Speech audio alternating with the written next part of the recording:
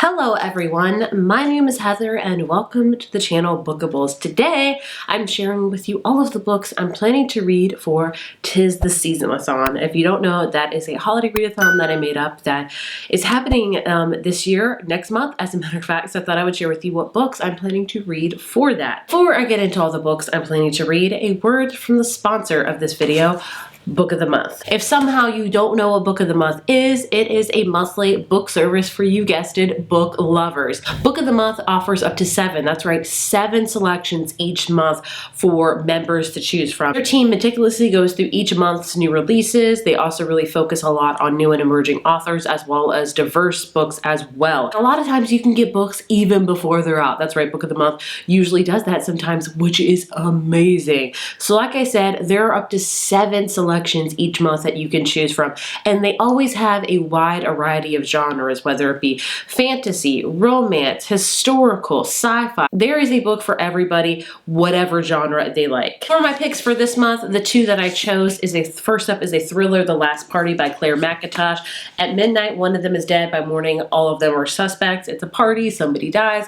You get the gist. I love a good mystery thriller, and I've heard a lot of good things about Claire McIntosh, so I'm very excited for that. And the next one is kind of a contemporary with a hint of like magical realism steeped into it, and that is The Wilder Woman by Ruth Emmy Lang. So this is about a mom that disappears, and it really follows her 2 daughters, Nora and Zadie, and Nora can see like what things are happening, but she couldn't predict that her mom goes missing. And then Zadie, I think, wakes up from different memories, and basically they try to go find their mom, and it's all about that. It's a lot to deal with sisterhood, also with a lot of kind of magical realism steeped into it. Those are my 2 picks for this month. They have a great selection every single month. It is hard to choose just 2 every single month, assure you me. And if you're interested in Book of the Month, now is the perfect time, literally I'm saying that, to check it out, because they're having a Cyber Monday deal, and let me tell you, the deal's amazing. You can use the code CYBERFIVE at checkout to get your first book from Book of the Month for only $5, which is just astonishing because their price normally is $10, which is a great price already, but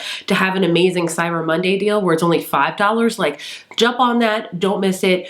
Go to your computer right now, type in that code, and get yourself some books, because that is an amazing deal. I'll link everything down below in case you want to learn more. I highly recommend you checking this out for yourself or for a loved one. It's a great gift as well, but either way, do not let this great deal pass you by because you don't want to miss it. Again, that's CYBERFIVE at checkout, and you get your first book for only $5. Like, seriously, that's amazing. Thank you so much to Book of the Month for sponsoring this video, and now let's get down to the books I'm planning to read for Tistheseasonathon. It's a little bit too ambitious, I think. I selected like 4 or 5 books. Do I think I'm gonna read those all in 1 week? No, because not only do I not read that regularly because I have 2 kids now, but I am still in the biggest slump of my life. Like, I have not finished a book in like a week and a half, which is a lot for me. I don't know what it is. There has not been a remedy for it. I'm just blah. I wish I could tell you. I don't know. Hopefully this readathon will kick it out.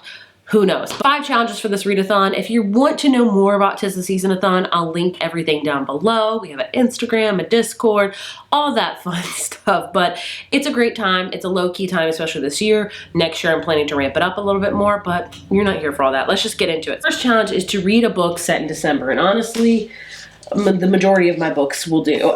One that I shall pick for this, All I Want for Christmas by Maggie Knox. This is about 2 characters, Sadie and Max, that are selected as contestants for this reality show called Star Maker, and they're paired up for a duet week, and they have amazing chemistry. The only problem is they don't like each other. Fans go wild, and then they have to fake a relationship, you know, to kind of help get the ratings up, all those things. You get it, reality TV. But their dreams just within reach, they agree to the ruse. Will their fake relationship be exposed before they can win, or might their phony connection be turned real by the Christmas finale? So this takes place like during Christmas at some point because they have a big Christmas finale. I tried reading one of other Maggie Knox books before but couldn't get into it. I think it was more like contemporary, but this sounds more romance, so I'm hoping to enjoy it. I'm trying to stay away from all reviews this year with holiday books because I just want to go into them. So that is my selection for books set in December. Then we have a book with snow on the cover, and all of these really do, but the one I selected for this one is A Merry Little Meet Cute by Julie Murphy and Sierra Simone. This one is very interesting because it's about a woman who is an adult film star, let's just put it at that, and she gets asked to be like kind of in a Hallmark Christmas movie, and she's like, what?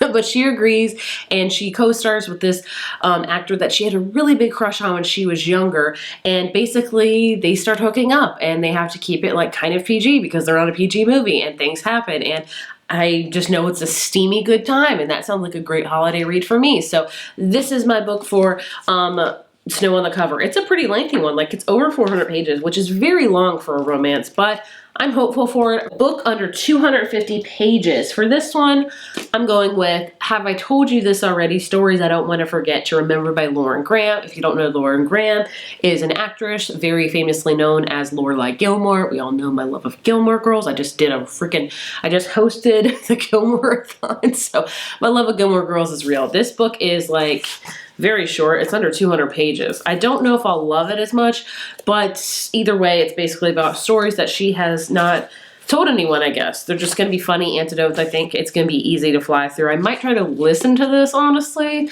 I don't listen to a lot of audiobooks, but I feel like this one, I feel like I should listen to it in Lauren Graham's voice. We have book you received as a gift. Honestly, either of these two could go for that, because one I bought for myself and the other one I got from the library, and I consider them both gifts because the library gifted me this book for 2 weeks.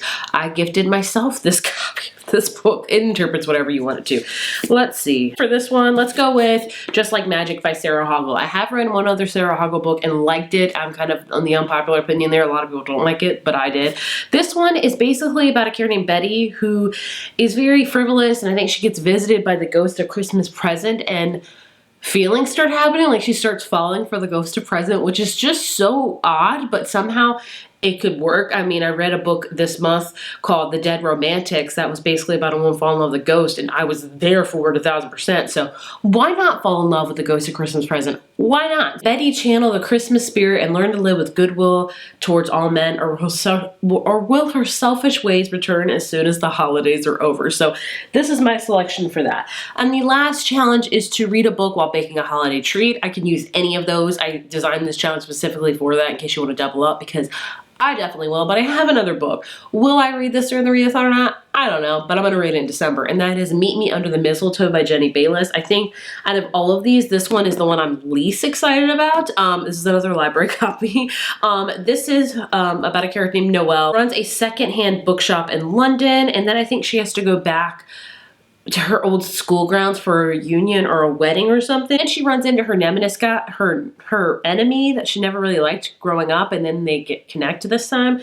I don't know. Nori and Isaac explore their common ground, but pressures mount on all sides, and Nori must decide what kind of life she wants to live and what sort of love is worth the risk.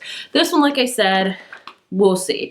I'm planning to read like all cutesy romance books, especially holiday ones in December. That's what I like to do. I don't like to have a lot of pressure towards the end of the year because I'm getting ready for my all the videos I'd like to do at the end of the year, the beginning of the year. It's kind of a big hubbub, and I love that. So yeah, those are the books I'm planning to read for the Tis the Seasonathon. Will it be successful?